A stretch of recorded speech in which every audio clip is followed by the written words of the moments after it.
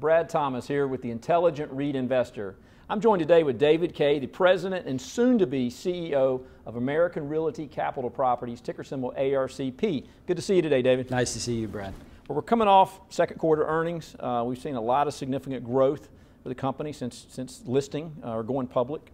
The most recent transaction I want to talk about is Red Lobster. It just closed $1.5 billion worth of Red Lobster leased properties, partnered with Golden Gate. Talk to us about that and this whole transaction.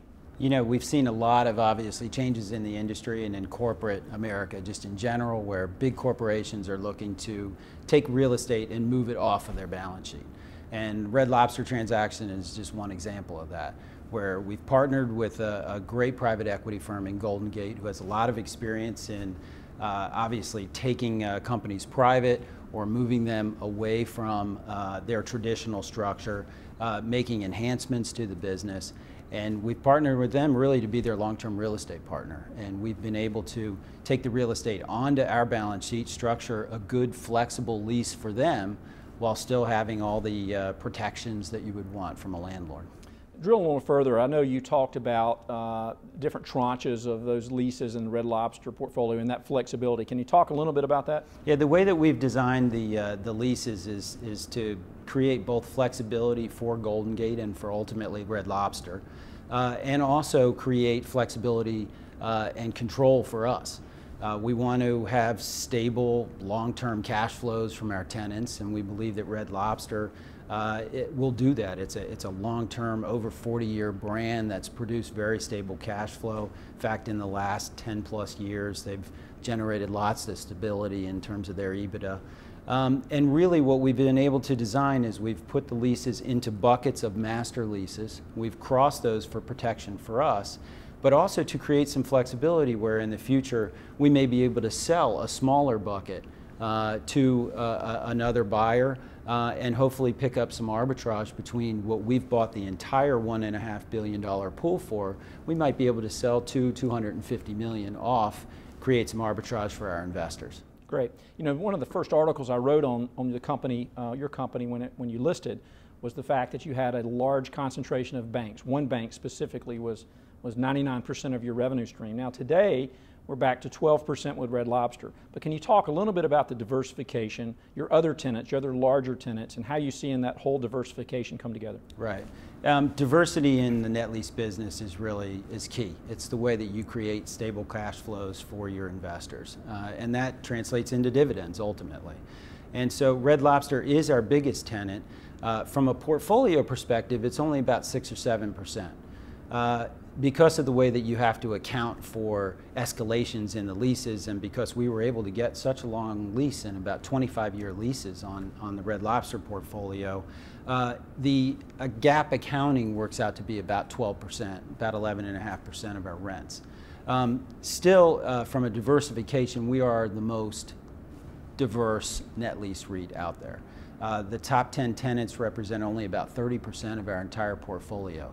They're household brands like CVS, Bridgestone Firestone, Walgreens, companies that have long histories of being in business, producing stable cash flows with a very high concentration in investment grade rated companies. And so that ultimately diversity, both in terms of the tenant, but we're also very diversified on a geography basis and an industry basis. And it really allows for the ultimate stability within the portfolio. We're not subject so much to one specific either group, tenant, or area within the country. Now, in terms of capitalization, you know, how have you been able to acquire these portfolios? I know you've improved your balance sheet significantly, even since you were on board. Can you talk a little bit about your balance sheet today? Yeah, since you know, I've come on board in December, our team has done just a tremendous amount of work on our balance sheet. First and foremost, we are an investment grade rated company by S&P and Moody's. So obviously with that brings a balance sheet that has certain characteristics in terms of modest leverage, stability of our cash flow, very high fixed charge coverage ratios, which is ours one of the highest in the industry. What we've been able to do since December really is move more to an unsecured balance sheet to give ourselves more flexibility and more capability in terms of liquidity. We have the largest revolving line of credit, as an example, out of any REIT, I believe, at $4.65 billion. It gives us a tremendous amount of flexibility.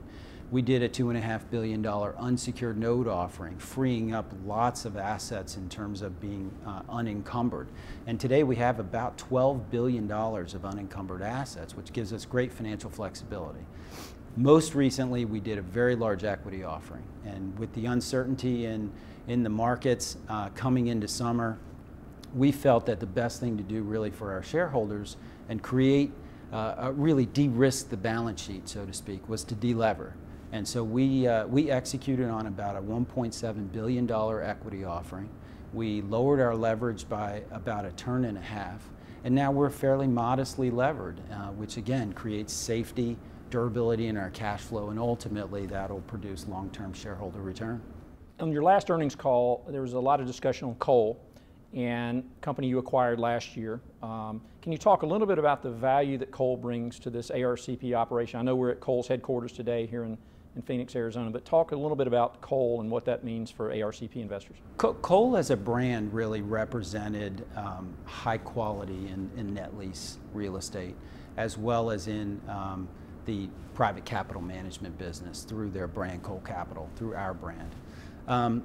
Coal had a tremendous amount of infrastructure in terms of underwriting, due diligence, and origination of net lease assets across the country.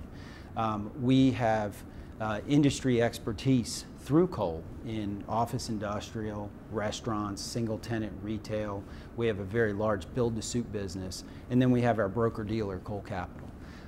What they were able to do for us is the combination of ARCP merged with coal really created the largest solely focused net lease company in the country. Today we manage over $30 billion of assets.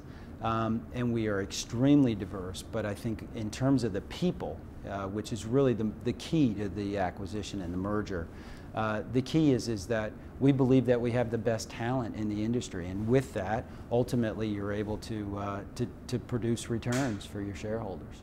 Last question, I was going to talk about the management team. I know you came on board recently, soon to be CEO in October, but can you talk about the experience within your management team?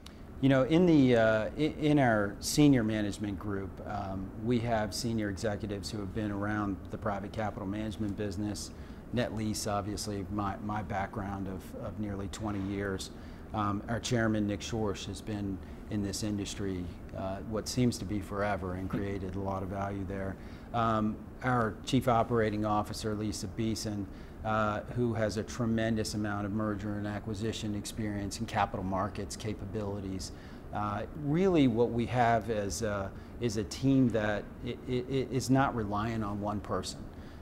You know, being CEO of a large organization is really just being a coach of a team and and a player at the same time. And I think because of the talent we have, we're able to do things across the board in terms of make the tough decisions that ultimately will benefit. Certainly raising equity for some is not the most popular of decisions always to make. And good management teams ultimately, when it comes down to it, have the ability to make tough decisions. And I think with the support of our board and the experience that we have across the board within our company, we will continue to prosper and make good decisions over the long term. I got to ask one more question. I know I said that was my last, but you know, will ARCP be a Simon Properties one day? A company with $80, $90 billion. Is it out there? You know, for ARCP, I mean, we've laid a tremendous amount of foundation right now, and we are building off of that foundation. We've got a rock solid balance sheet. We have tremendous diversity within the company. And we have an acquisitions team that is spread out amongst the country. It's the largest in the business. And we are able to originate deals at higher rates across all industries. I would love for ARCP to be thought of as the Simon Property Company of the net lease world. We're not going to grow just for the sake of growth. I think we have really done a tremendous job in terms of our transformative, transformations, and we're segments of what we've created, but we really don't need to just bolt on assets just for the sake of bolting on assets. If things make sense and acquisitions as we acquire assets make sense for the future shareholder return of the company, then those are things that we'll do. But for right now, we're just building off of the foundation that we have right now. We'll continue to grow at a very disciplined pace and produce returns for our shareholders. Sounds good. Well, David, thanks so much for your time today. Thank you, Brad. Appreciate it.